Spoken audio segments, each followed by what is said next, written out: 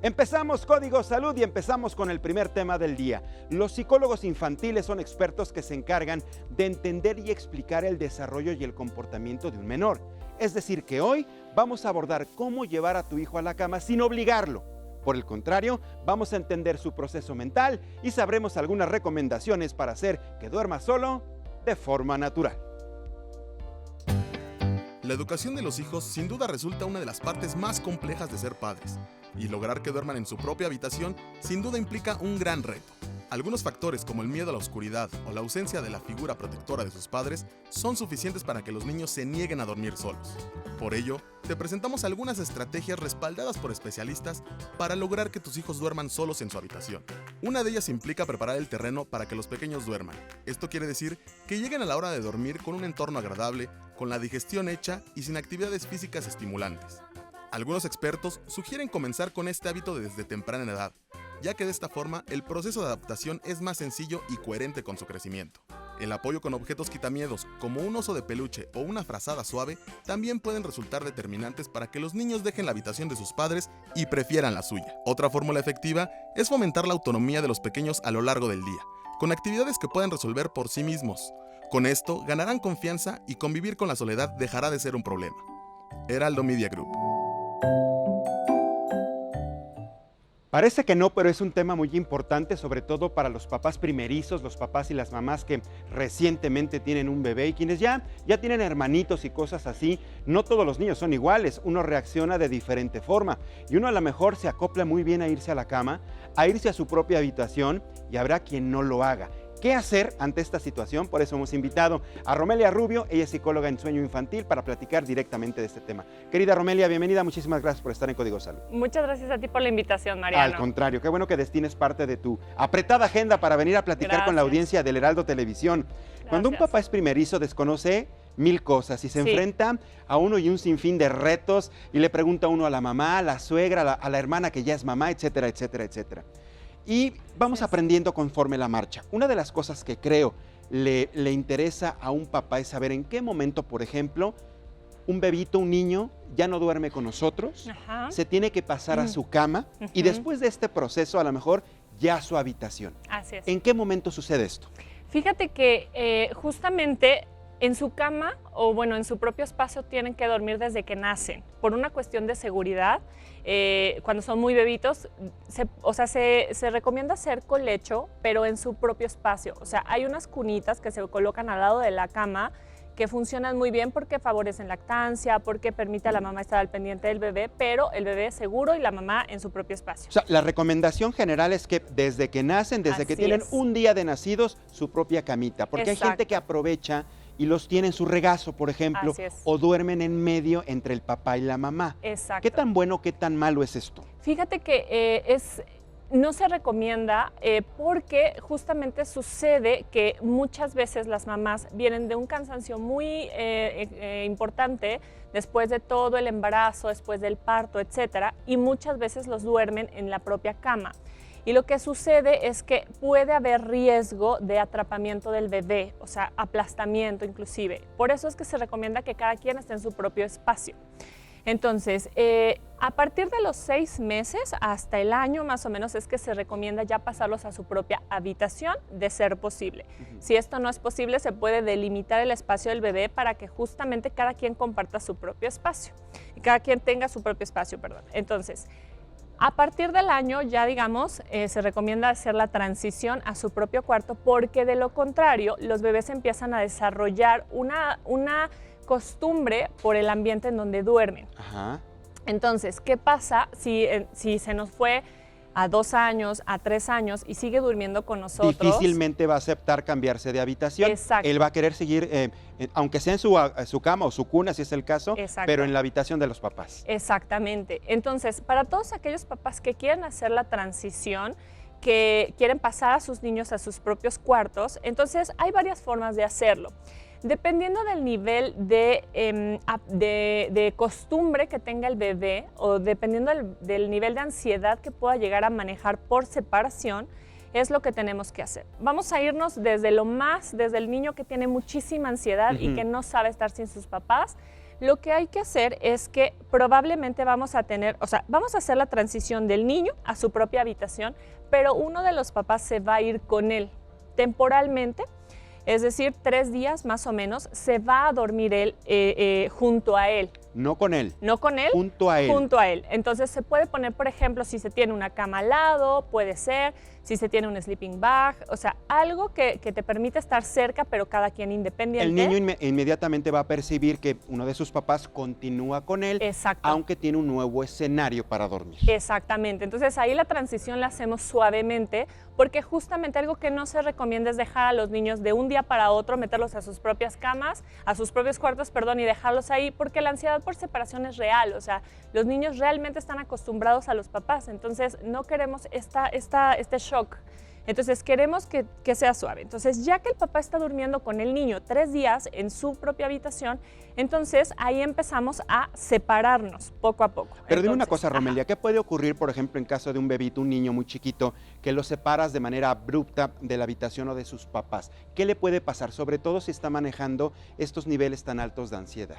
Claro, mira, dependiendo de la edad, porque cuando son más grandecitos ya son mucho más conscientes de su entorno. Entonces ahí sí, pues básicamente es un momento muy estresante para ellos, ¿ves? Entonces, si bien se ha demostrado que no ocurre ningún cambio ni en niveles de cortisol, ni tampoco en efectos secundarios de un sentimiento de abandono, ni nada contra los Lloran padres. mucho, ¿verdad? O sea, la Lloran primera mucho. manifestación es el llanto excesivo. Exactamente, sí lloran mucho, pero digamos, no hay un efecto secundario.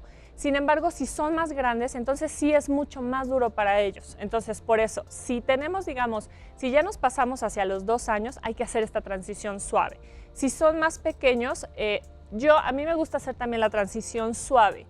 No porque les vaya a pasar algo, pero siempre es más fácil para los papás tolerar esta transición. Sí, también digo, estamos hablando de cómo la vive y la sufre a lo mejor el bebito, el niño. Exacto. Pero el papá también sufre en algún Así momento. es, Yo creo que así también es. hasta para el papá, o sobre todo la mamá, le va a ser en algún momento difícil separarse Sí. del bebé Sí. y que lo tenga que cambiar de habitación. Exactamente. Por eso es que esa forma la hacemos de forma muy gradual. Entonces, ya que está el papá durmiendo al lado de la habitación 3 días nada más, tampoco queremos que se nos acostumbre, se nos vaya una semana, porque entonces pues ya estamos acostumbrando al niño a la compañía del papá en su propia habitación. Después de eso vamos a irnos alejando, podemos colocar una silla y podemos incrementar la distancia que vamos manejando con el niño en su habitación. ¿Sirven, por ejemplo, muñecos de peluche? Sirven muchísimo. El acompañamiento de esto para que el niño no se Muchísimo. sienta solito. Exacto, se llaman objetos transicionales y justamente lo que representa es a un cuidador, o puede representar a la madre, por ejemplo, y entonces la transición puede ser mucho más suave porque él se siente acompañado. Eso se recomienda muchísimo. Ujú. Así es. Sí. Ahora, tú recomiendas 3 días. En caso, estamos hablando de los niños que tienen mucho estrés Sí. y los van a cambiar de habitación. Sí. ¿Recomiendas que uno de los papás, a lo mejor pueden pimponear, se vale? Por ejemplo, una Sí. noche la mamá, Sí. una noche el papá y la tercera noche nuevamente la mamá. Sí. Pero 3 noches nada más. Exactamente, solo 3, porque de esa forma, digamos, bajamos niveles de ansiedad del niño. Hay muchos niños que en alguna ocasión quisieron hacer la transición, salió mal porque lloró un montón, lo regresamos, entonces ahí obtuvo un aprendizaje equivocado, que es, si lloro un montón, si me resisto un montón, entonces consigo lo que quiero. Entonces ahí hay muchas situaciones de intentos fallidos. Entonces de esta forma bajamos niveles de ansiedad porque el niño, digamos, no es que tiene que estar ansioso porque ¿dónde está mi papá o mi mamá? Y entonces se empieza a relajar un poquito a la vez que va conociendo su entorno y se va haciendo más fácil. Pero estamos hablando también de niños que tienen niveles altos de ansiedad. Así es. En algún momento van a reaccionar porque aunque se acostumbren durante estas 3 noches en tener al papá o a la mamá, el cuarto día, la cuarta noche va a desaparecer esta figura. En realidad no, por eso. ¿Cómo le haces? Claro, por lo que te comentaba de poner la silla al lado de la cuna y entonces, o al lado de la cuna, cama, lo que sea en donde duerman, y entonces cada tercera noche vamos a irla alejando, o sea, tu presencia va a La continuar. voy retirando, la voy retirando, Claro. la voy retirando. Vas incrementando la distancia y el niño va manejando esta ansiedad poco a poco, o sea, la resuelve cada tercer día. Entonces, si bien mi papá no está al lado, pero pues lo estoy viendo. Claro. Y entonces, bueno, ya sí le da ansiedad, pero bueno, está ahí. Entonces, y de esa forma hasta que eliminamos por completo la presencia. Ahora, otra técnica que podemos utilizar son sistemas de recompensas. ¿Qué es esto? Cuando los niños son mayores a 3 años y ya comprenden, por ejemplo, ya tienen noción de cuánto es el día siguiente, cuántos son 2 días o el fin de semana, entonces ya podemos empezar a incentivarlos a que puedan ellos manejar esta ansiedad y intercambiándolo por algún regalito, por algún estímulo que a ellos les guste. Pero ojo, porque esto lo tenemos que manejar muy bien, porque si no los niños se acostumbran a solo hacer las cosas por regalos. Exactamente, entonces aquí viene la fase del chantaje. Exactamente. ¿No? Entonces no hay que caer como papás en el chantaje de los pequeños, porque además son bien inteligentes ahora, ¿eh? Sí. Nacen con otro chip impresionante. No digo que los de antes no, pero ahora hay muchas maneras de demostrar esto. Ahora, ¿qué pasa si reaccionan diferente? Porque a lo mejor nos das estas recomendaciones, pero no falta el niño que sea distinto. Me refiero a que pasen estas 3 noches y siga reaccionando igual. Siga con el llanto, haga una pataleta, etcétera, etcétera. ¿Qué tenemos que hacer?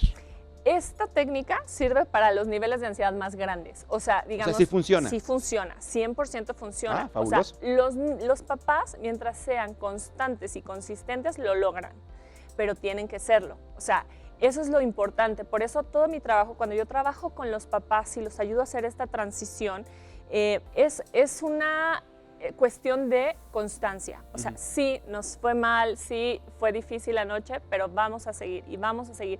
Y ahí está la clave, en ser constantes, porque mientras nosotros seamos constantes, con los niños siempre lo logramos. Porque ellos están listos para dormir. A los niños les encanta dormir, es lo que siempre les digo a mis pacientes.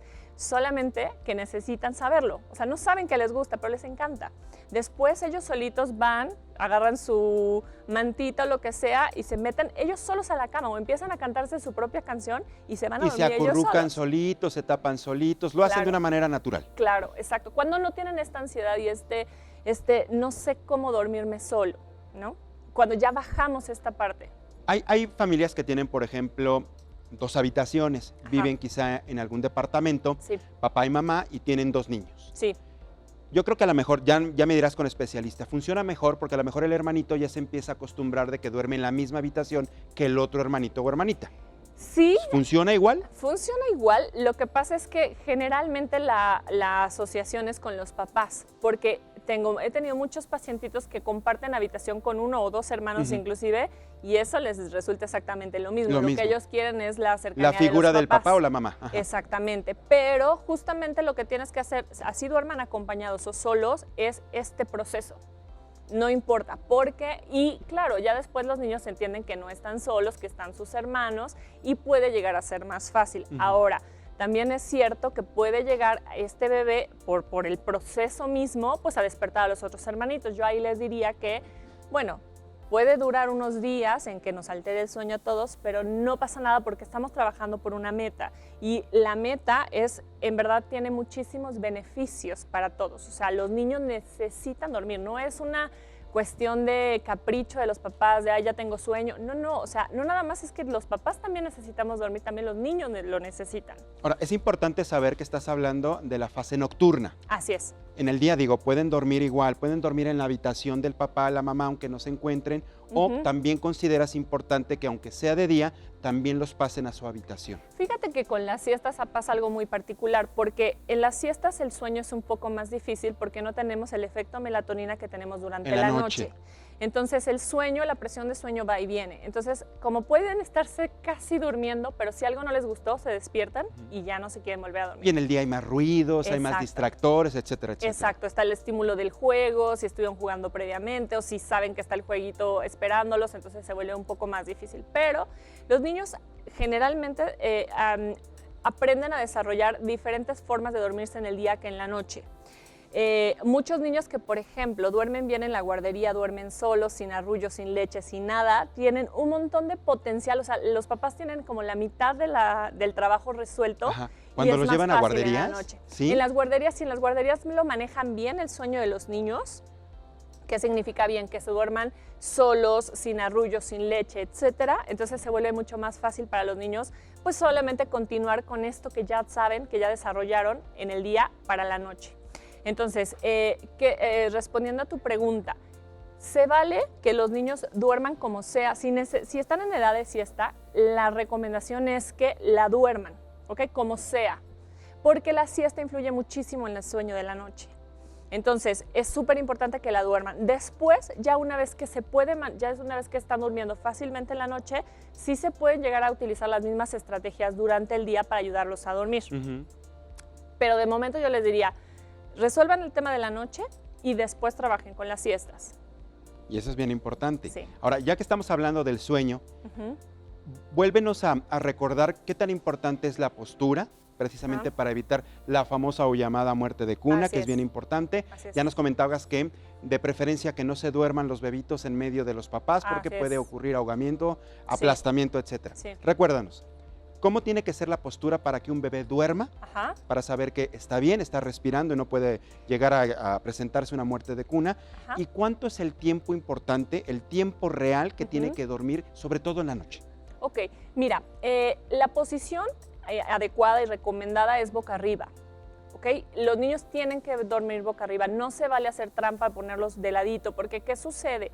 Los bebés que los ponen de ladito, han habido muchos casos en donde se giran y entonces son tan bebés que no tienen suficiente tono muscular en el cuello y lo que sucede es que sus caritas se quedan hacia el colchón, o sea, se quedan atrapados y entonces mueren por asfixia, justamente. Entonces, es importantísimo que sea la posición boca arriba. Boca arriba siempre. Boca arriba ¿Le podemos siempre acomodar varias almohadas? No. Esto, ayúdanos a entender Tiene entonces que ser, cómo los ponemos para que no se nos volteen solitos. Claro, boca arriba no se voltean solitos. Eso. Exacto. Solitos, pero tienen así. que ser cunas desnudas, les llaman. Entonces, ¿qué tiene que haber en la cuna? Nada. Más que el bebé. ¿Ok? Y su zarapito. Nada. O sea, Nada. el bebé con un mameluquito, con un algo y se acabó. O sea, ni bumpers o los que cubren ni almohaditas, ni la cobijita tejida, ni nada. Estamos hablando de los más chiquitos, ¿no? Los recién menores nacidos. A un año, exactamente. Entonces, solamente el puro colchón con una sábana que encaje perfectamente el colchón y listo, y el bebé acostado ahí, o sea, boca arriba, exactamente. Exactamente, para bebés con reflujo, bueno, ahí tienen que hablar con su pediatra y lo que se recomienda es poner por abajo del colchón una inclinación, o sea, que no tengan nada alrededor. Esos cojines que posicionan para antirreflujo, etcétera, no se recomienda nada al lado del bebé. Por otro lado, tu pregunta, el tiempo, por ejemplo, antes de un año y después del año, ¿cuántas horas son las recomendables? Digo, entiendo que cuando están chiquititos duermen muchísimo, exactamente. ¿No? Mira, vamos a fijar un promedio. Más o menos a los 6 meses estamos manejando unas 11 horas, 12 horas en la noche de sueño, más la siesta, ¿no? A partir del año ya vemos más hacia 10, 11 horas en la noche. Y eso se mantiene más o menos constante casi hasta la adolescencia, 10, 11 horas. Cuando dejan la siesta, que es más o menos a los 3 años, entonces el sueño del día se agrega hacia la noche. Estamos hablando más o menos de unas 11 horas en la noche.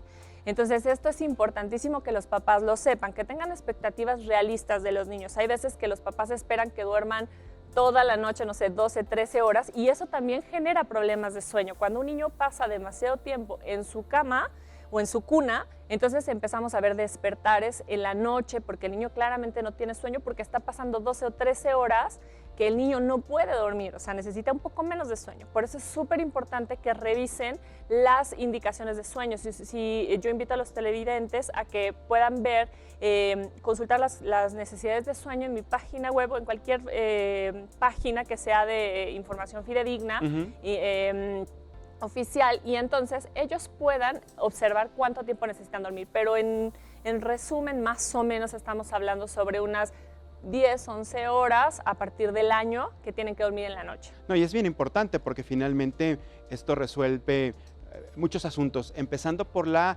producción de la hormona del crecimiento. Por supuesto. Mientras los niños duerman a sus horas, duerman en la noche el tiempo suficiente, van a generar la hormona de crecimiento. Claro, y esa se genera o se libera en sueño profundo. Por eso es súper importante que los niños no tengan un sueño fraccionado. Porque ¿qué es lo que pasa? Durante el sueño profundo, más o menos entre las 12 y las 4 de la madrugada es cuando se libera esta hormona. Si tenemos a un niño que se despierta constantemente durante la noche, entonces lo que provocamos es una interrupción a la liberación de la hormona de crecimiento y se genera a veces que dejen de crecer los Exactamente. niños, o sea, literalmente. Vamos a tener niños chaparritos, literal. Exactamente, por eso es súper importante resolverlo. Si vemos que nuestro niño se nos está despierte y despierte y despierte, porque tiene leche en la noche, o sea, porque toma muchas veces en la noche, porque necesita del papá que lo arrulle, porque necesita de la compañía del papá que ya se le fue, ¿no? Entonces, necesitan resolverlo. O sea, esto no es un capricho, lo que te decía, es súper importante para los niños. El sueño trae beneficios importantísimos, como lo es, por ejemplo, todo a nivel cognitivo, o sea, memoria, atención, concentración, justamente liberación de la hormona del crecimiento. Se favorecen todos estos procesos durante la noche. Sociabilidad, mejor control de impulsos. Por el contrario, niños que están súper cansados son niños súper irritables, son niños que tienen un pobre autocontrol, que tienen peor concentración. O sea, los beneficios son muchos, pero los efectos de no tenerlo son más. Por supuesto que sí. Yo te quiero agradecer muchísimo, Romelia, el hecho de que platiques con nosotros estos temas y que nos recuerdes la importancia que tiene, sobre todo para los que tienen menos de un año, pero cualquier niño y adolescente, el dormir. Sí. Dormir bien. Sí. Y el dormir a sus horas. Y hoy haber abarcado el tema en qué momento pasarlos a su cuna y en qué momento pasarlos a su habitación, que es muy importante. Muchísimas gracias, Romelia. Muchas que tengas un gracias excelente inicio de semana. Muchas gracias. El tema importante aquí en Código Salud.